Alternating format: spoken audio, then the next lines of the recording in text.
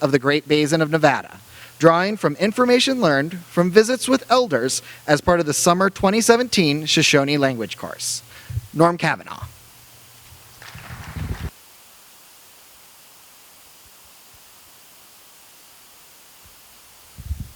Good afternoon. Oh, is that too loud? No? Okay, I guess I'll wake up the people in the back. I know it's hard to stay at it's hard to stay awake after a good meal. Let me just be very honest with you. That steak sandwich was just so awesome. I don't know, I know anymore, in our diets, they say, well, avoid red meat. Well, my wife says that all the time, but when I get away, you know how that goes. I just greatly enjoyed that steak sandwich today, but she'll be here Wednesday, so hopefully nobody tells her. Nonetheless, I am from the Dosa Wihii, and the Dosa Wihii in Shoshone means, Dosa means white, and Wihii means knife. So many of the Shoshone bands, or Shoshone bands, when they roamed throughout the Great Basin, they roamed in groups. And in groups, as they roamed, they knew one another by either the tools they carried on their belt, the tools that they carried on their person, or the type of food they ate. Leah mentioned dibba, which is pine nut. So as you move throughout the territory, the groups in those areas were known by either what they ate or what they were carrying or used as tools. The group that I'm from, the Dosa Wihii band, our area was the Battle Mountain Rock Creek area. And there's a quarry there called the Dosa Wihii Quarry that some of you may have heard of. And it's flint rock. Flint is what is there. And so in the spring, many of the bands traveled there and they chipped or got pieces of flint. And it was a gathering, kind of like, you hear a powwow or like this convention. So this gave families and groups a chance, an opportunity to meet young people from other groups so there could be intermarriages taking place and romance in the air, especially in the spring. That sounds pretty familiar, right? So the Dosa Wihii Quarry was well known for that. And it's still a place that some people visit.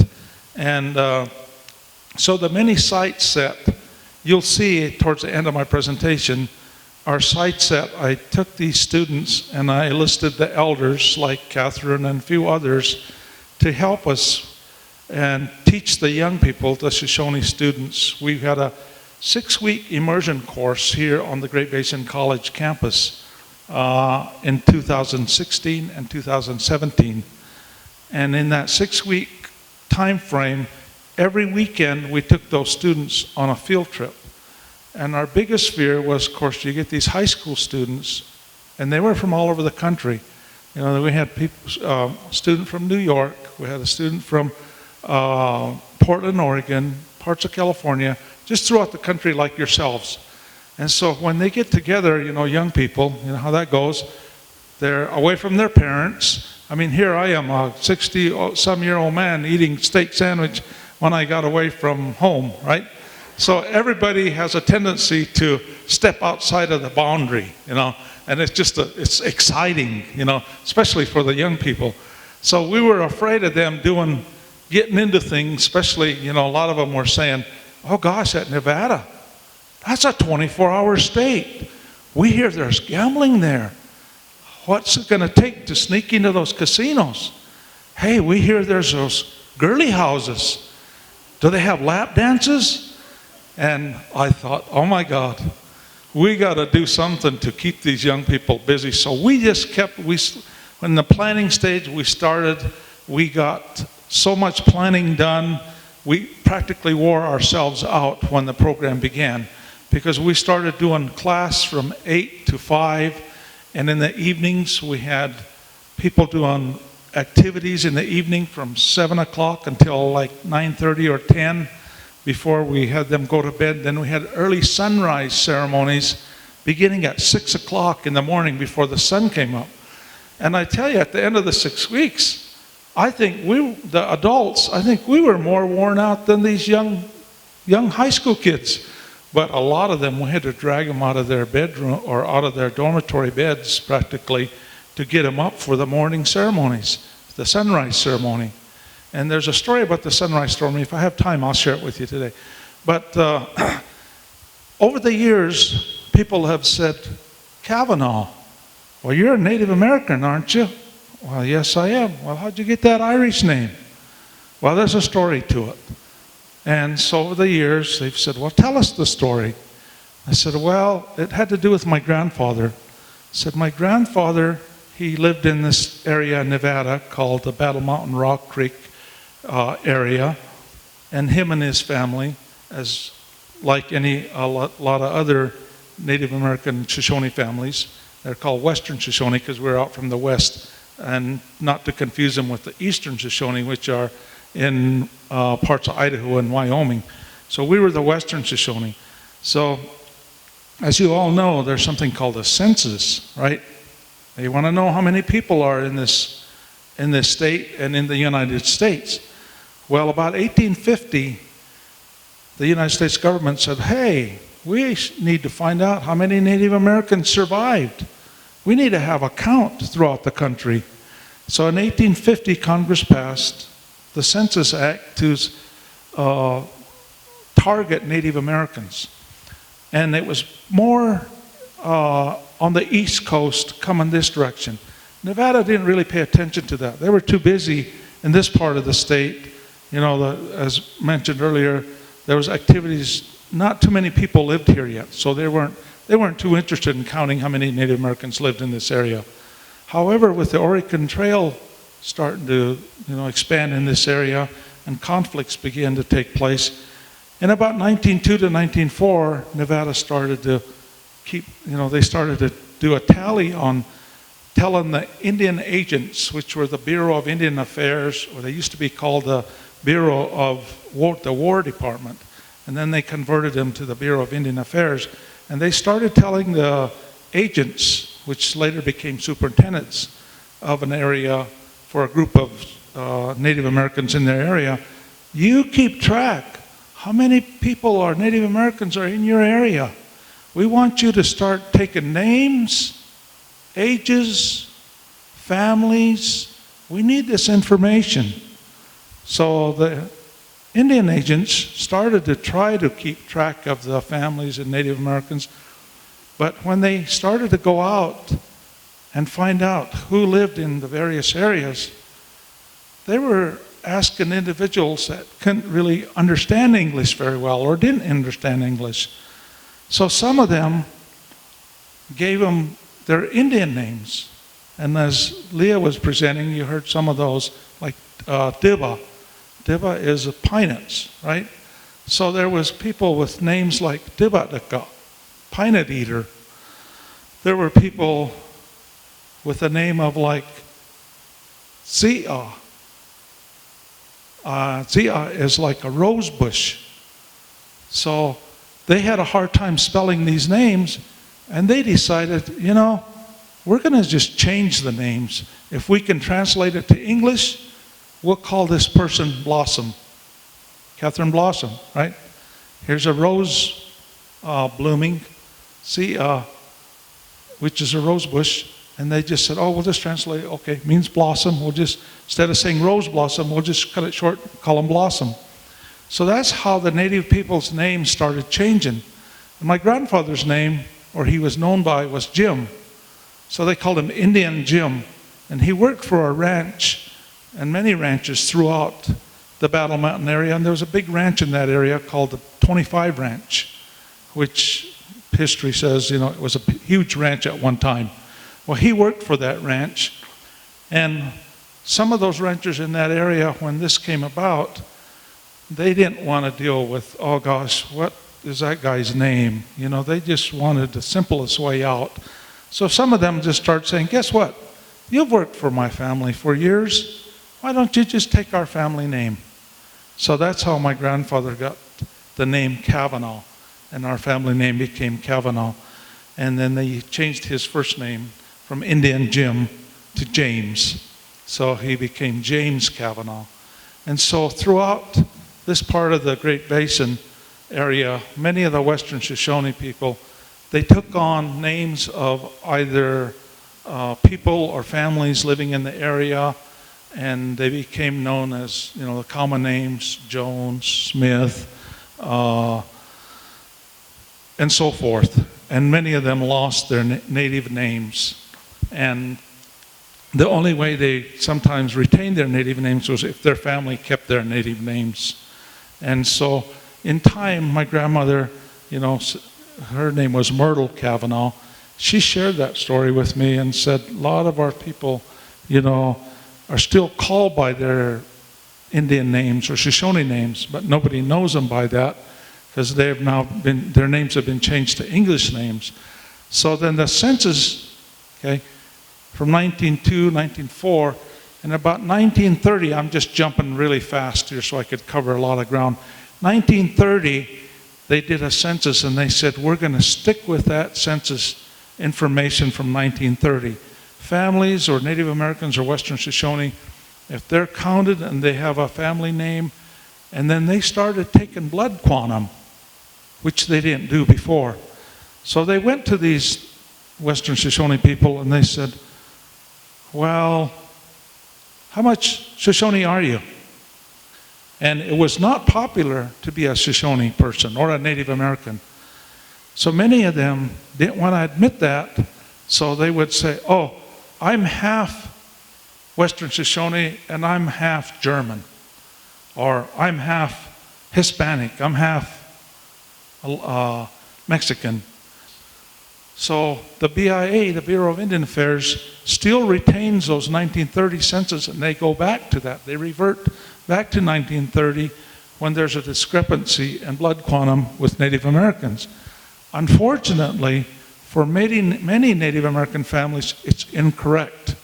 There are some families that were truthful in saying, I'm full Western Shoshone, and on the census, they would write F for full.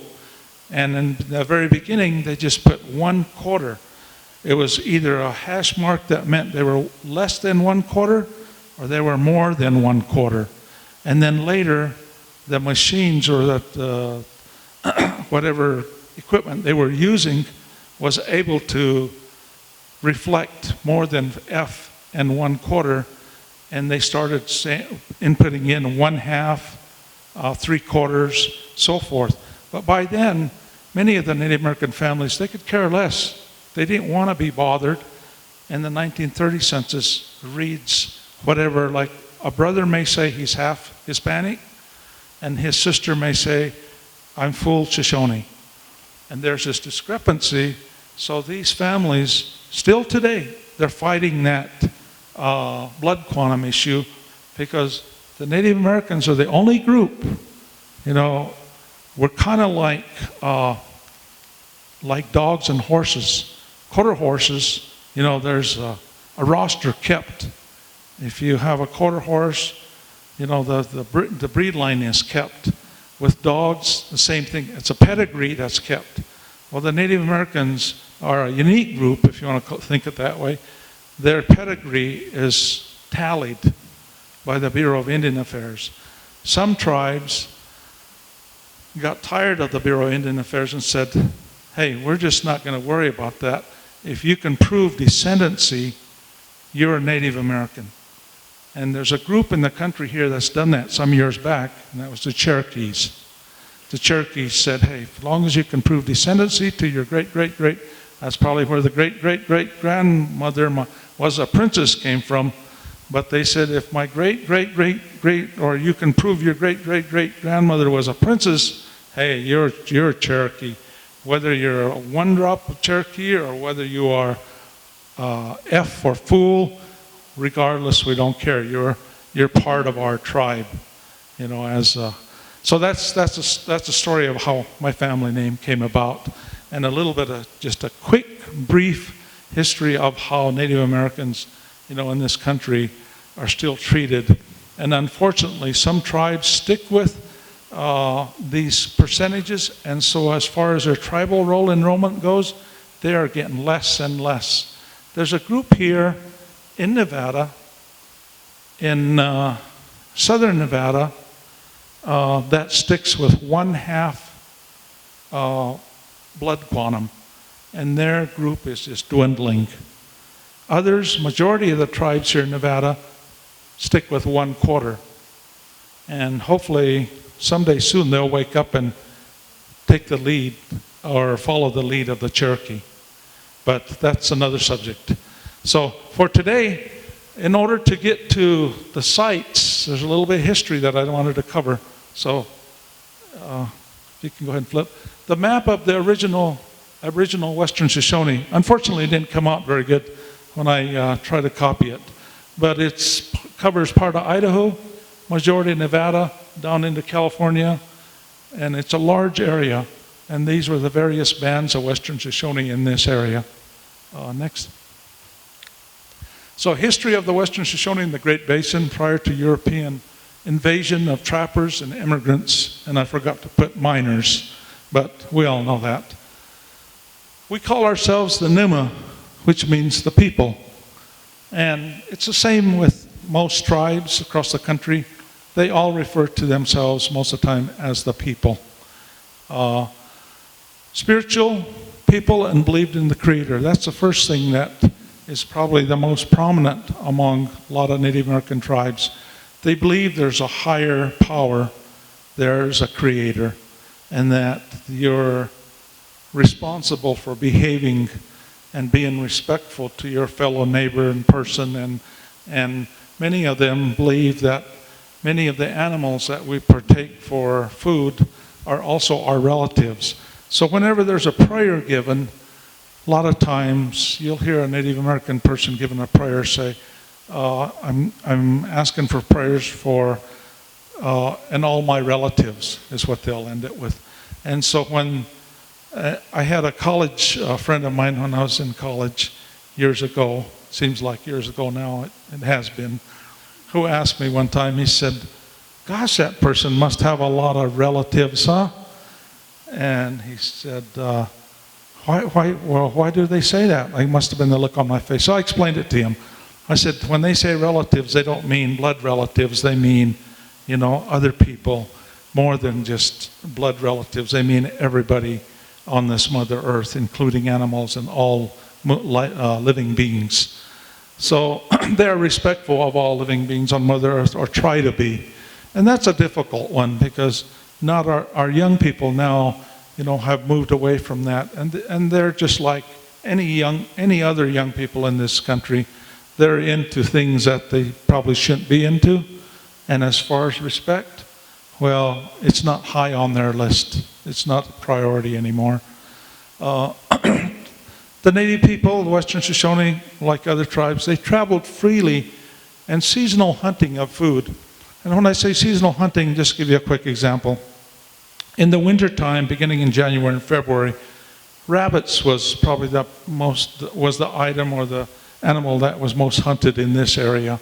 Because in the wintertime, the rabbits in deep snow aren't able to run very fast.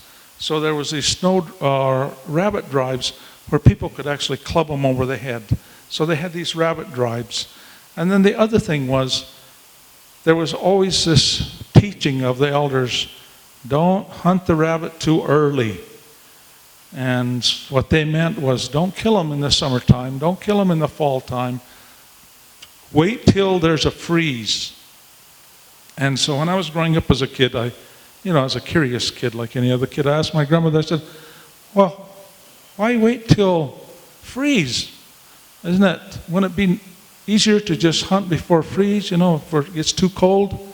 She said, grandson, sit down.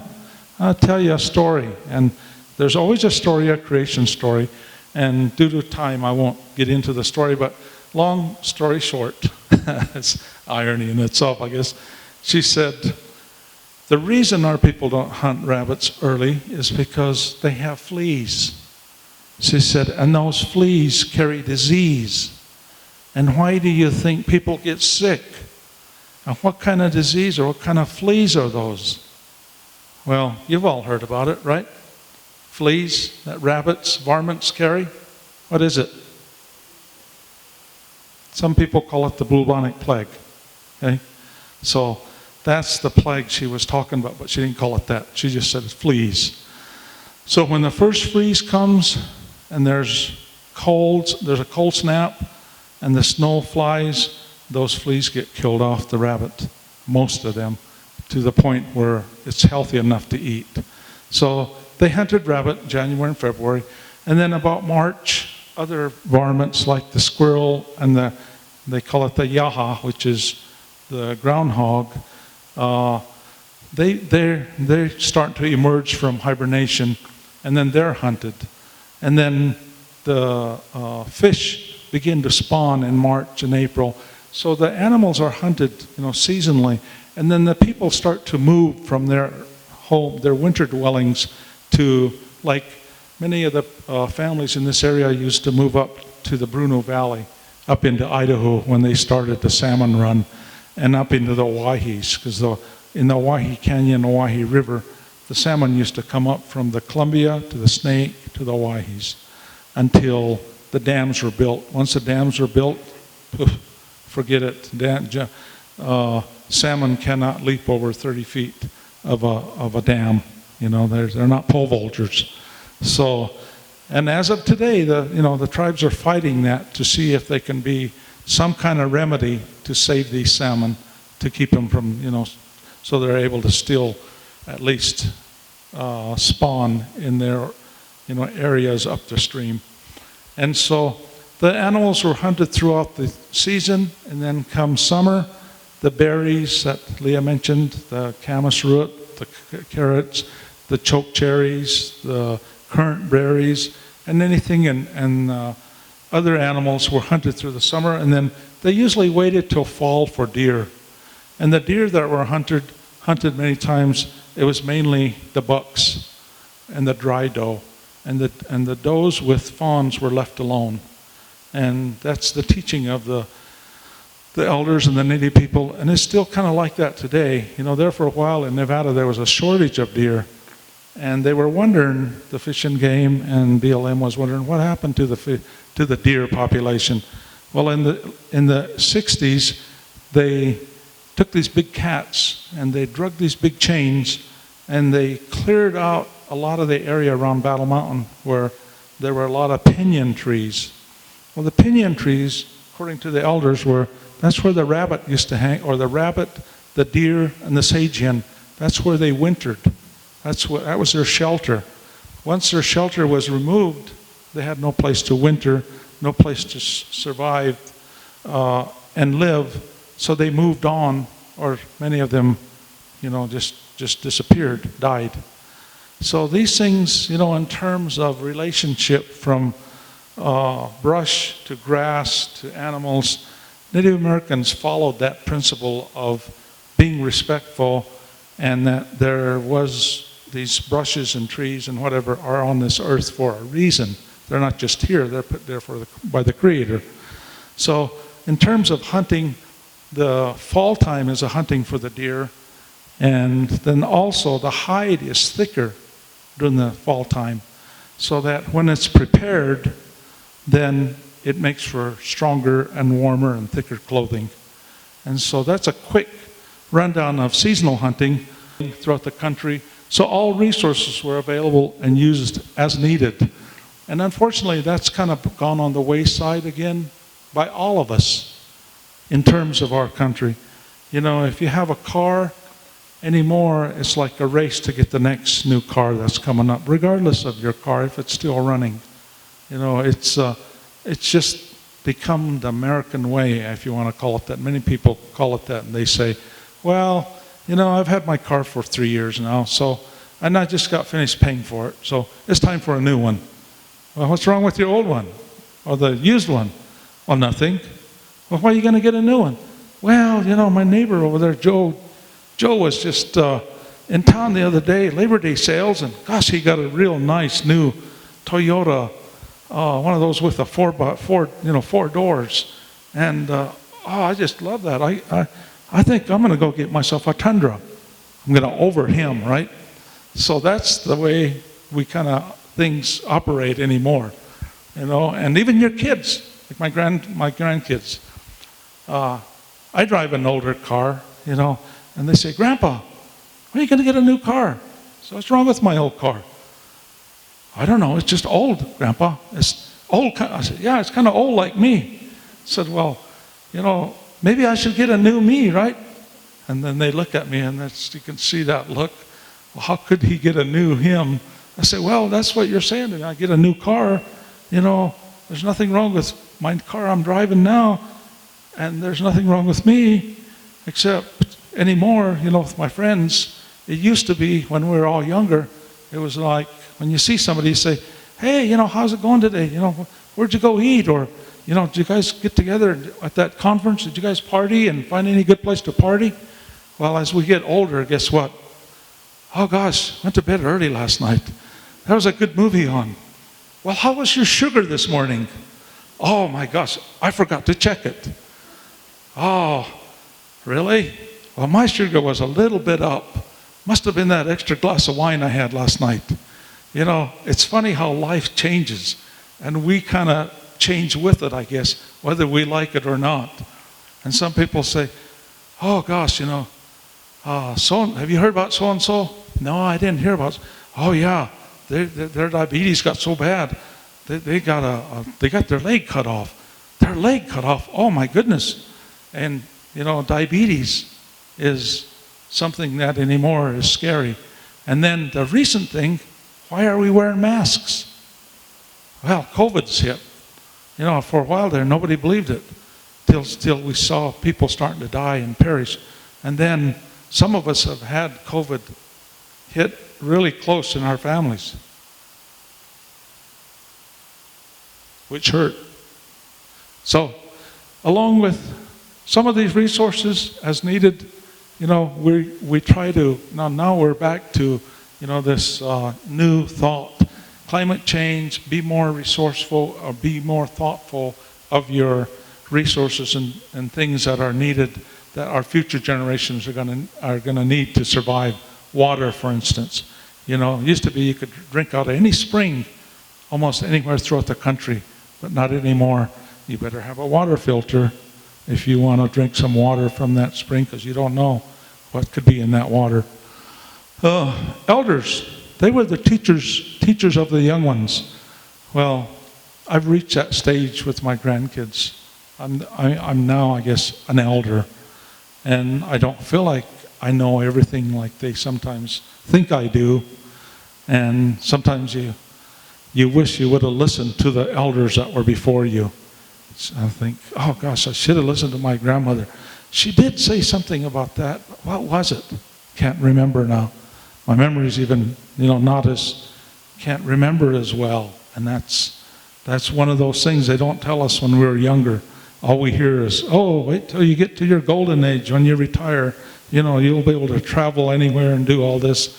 Well, you could travel anywhere. Sometimes we forget that route what we're traveling on. So, but nonetheless, it's important for us to continue that journey, be safe, wear that mask, because you don't want to get sick. We don't, you know, we want to be healthy as long as we can and enjoy our retirement that we worked so hard for. And that Social Security check, oh, it may not be a whole lot, but boy, it's a lot better than nothing, right? So, the Shoshoni people were a nomadic group of people within the Great Basin. They moved a lot, and they moved seasonally. Okay, now we're going to pick up speed. So, you guys mentioned, or we heard Dr. Amstrad talk about treaties. We heard Leah mentioned treaties and so forth. Well, this is an actual treaty of the 1863 Western Shoshoni Treaty. And to keep it simple, so you don't have to read the whole article, I just, at the bottom of the page, I put in just brief notes to make it simple and easy for everyone. And of course, if you're way in the back, you're probably going to have a hard time seeing unless you brought your binoculars. And so the first article basically said there would be peace established, deprivations to cease. the immigrants would be left to travel peacefully throughout the trail on the California Trail. Next. Article 2 talked about military posts, routes of travel, offenders to be punished, and to ensure safety of travelers. Next. Article 3 mentioned telegraph and the overland stage lines, including the railway. And you all heard about the railway this morning, how important that was, transporting goods from one part of the country to the next.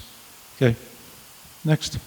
Article 4 and 5 dealt with explorations, mines, settlements, and the use of timber throughout the basin, or the Western Shoshoni area that I had reflected up there. Next. Article 6 talked about reservations may be established.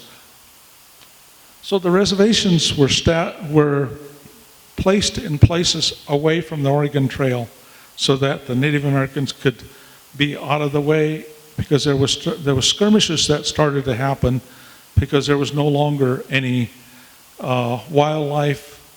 The wildlife were getting depleted. The grass was getting trampled, as was mentioned. There was no longer camas roots. There was no longer wild onions. There was no longer some of the subsistence plants that Western Shoshoni people depended on for survival and so forth. So they were placed on reservations. And one of the first reservations for this area was over by Carlin. It was called the Carlin Farms. It's actually 17 miles from the Carlin turnoff. If you go on the Gold, one of the mine roads out west towards Tuscarora, there's a place called Tuscarora.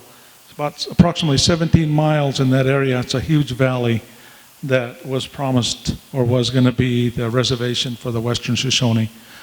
And it was like out of sight, out of mind. There wasn't a whole lot of subsistence out there for the Shoshoni.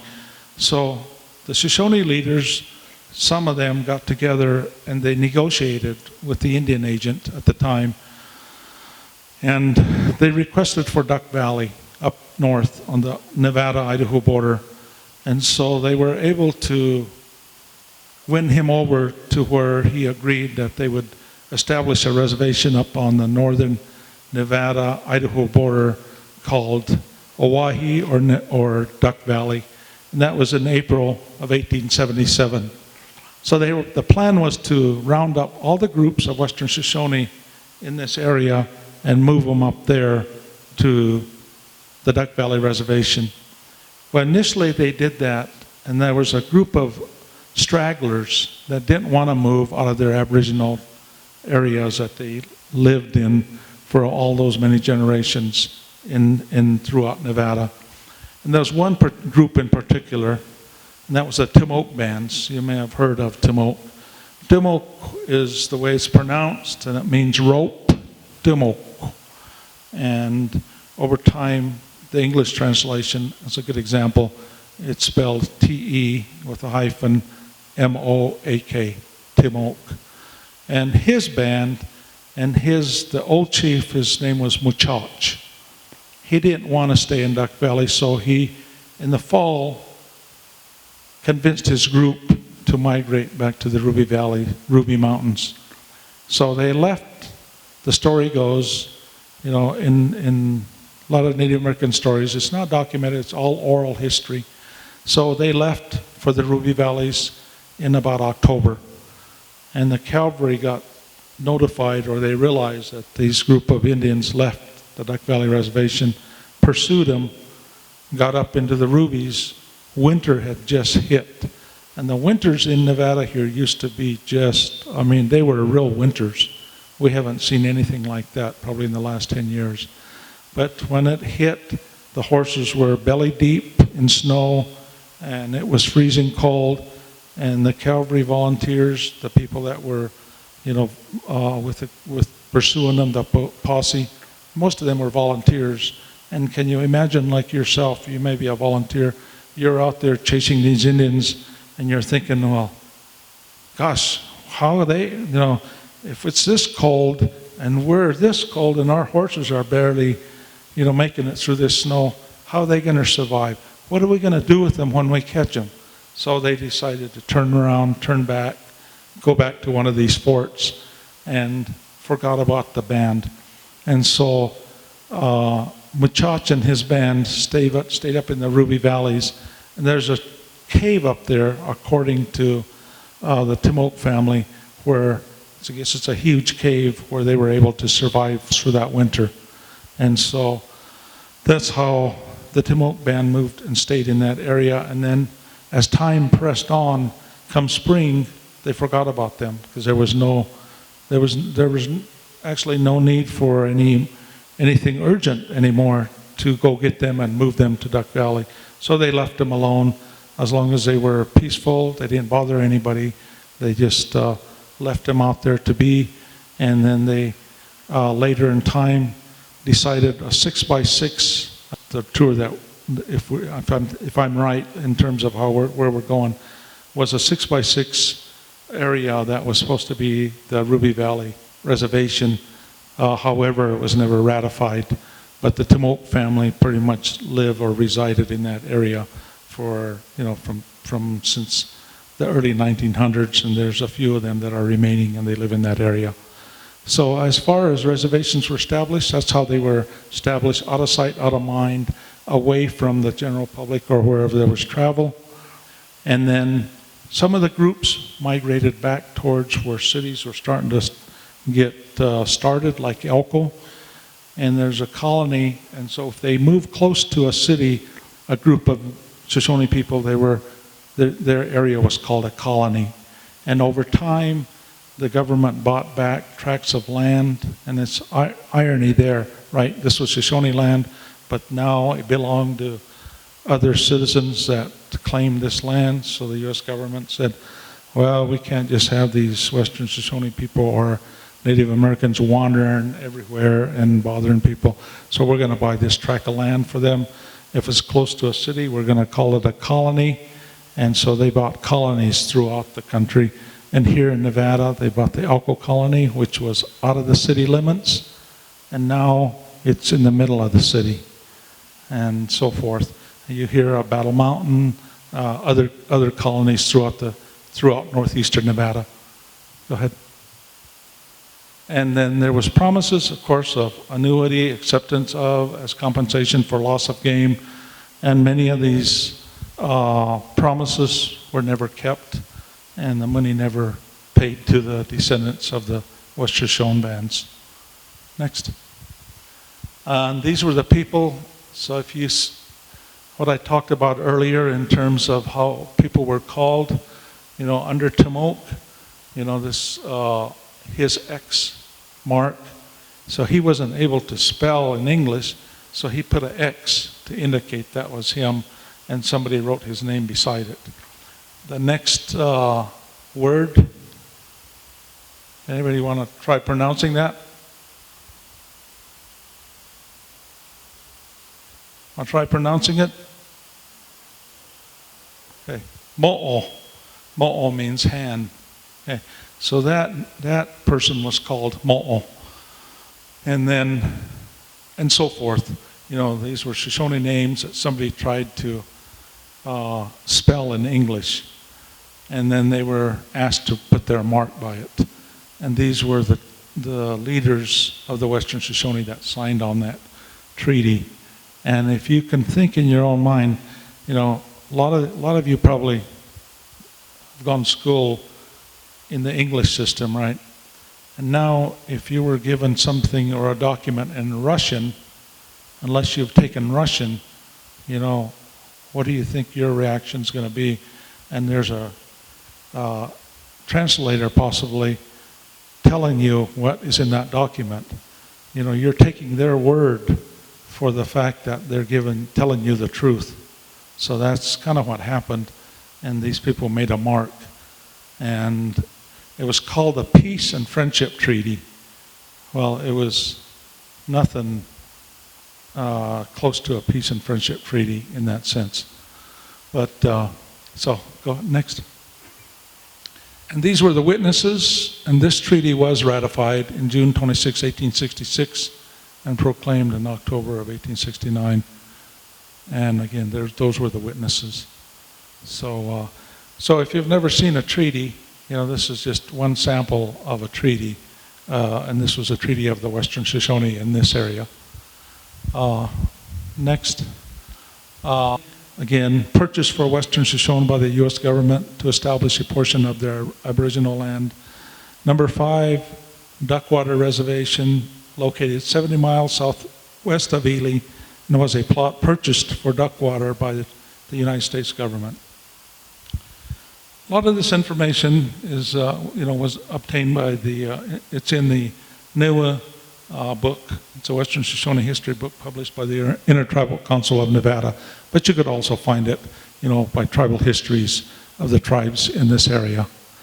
So that, I think, next slide. And that can sort of, we're getting close to the video that I wanted to show you. And the other colonies and reservations that are near here, you might want to take a ride out to visit if you have the time. There's one called the Lee or South Fork. They're located 30 miles southeast of Elko. And of course, there's the Elko colony. It's right here, just a little, just on the other side of the freeway. And they have a smoke shop there, and they have some arts and crafts if anybody is thinking of buying some. I don't know if they have any beaded items, but they do have some local crafts and arts that made by the local people. Wells Band Colony is on the I-80 going east, and it's just west outskirt of Wells. Go Shoot or Ivapaw, southeast of Wendover. And Go Shoot is an interesting reservation or group. The elders have always said, well, they're part of our group. They're part of the Shoshone people. They speak Shoshone. And there's a little bit of different, and dialogue's a little different, but it's understandable. But the BIA says, oh no, they're not part of the Western Shoshone. They're a Ute. They belong to the Ute group. Well, they don't speak Ute. They speak Western Shoshone. So the Timok band, they comprise of or consist of 4 bands, and they're located here in Nevada. And that gets confusing. Sometimes people say, well, Timok bands, Timok, who are they? They think they're a separate band. Well, they're not. They're sort of like, there's an umbrella organization that fall underneath them, and those are the 4 colonies that, and the reservation of South Fork that actually is under Timok. And they're not so much under Timok in terms of the organization or government anymore. Back in 1934, there was a bill passed called the Indian Reorganization Act, which affected a lot of tribes, and tribes based under that Indian Organization Act, they were able to set up tribal governments. And at that time, Timok was the tribal government for all these 4 bands. But since then, these 4 bands, based on their economics and based on their population and based on their own interests, some of them have pulled away some of their programs away from underneath Timok, and they become more separately, I guess, separate organizations or governments. Okay, next. How are we doing for time? My timekeeper here. 10 minutes, perfect. Okay, so this is a group of Native Americans in the state of Nevada, and you can look it up on the web, so I won't go. Since I'm short on time, I'm not going to run through those. Next. This is a group of the Shoshoni language students at Great Basin College. There's a late Anthony Tom who was an artist, and he's teaching these students around the table. And that group over here to the right was a rock in the Ruby Valley, Harrison Pass area. And the story goes, when the cavalry was chasing some of these Shoshone people, there was a small group. They hid in this crevice or this round hole of this huge granite boulder, and the cavalry went by them, didn't see them. So, unfortunately, if we had time, it would be nice for a tour, but maybe another time. Okay, next. And I believe this brings us to the movie, or the video. And the video is approximately 15 minutes long, so I apologize. We'll go ahead and start it.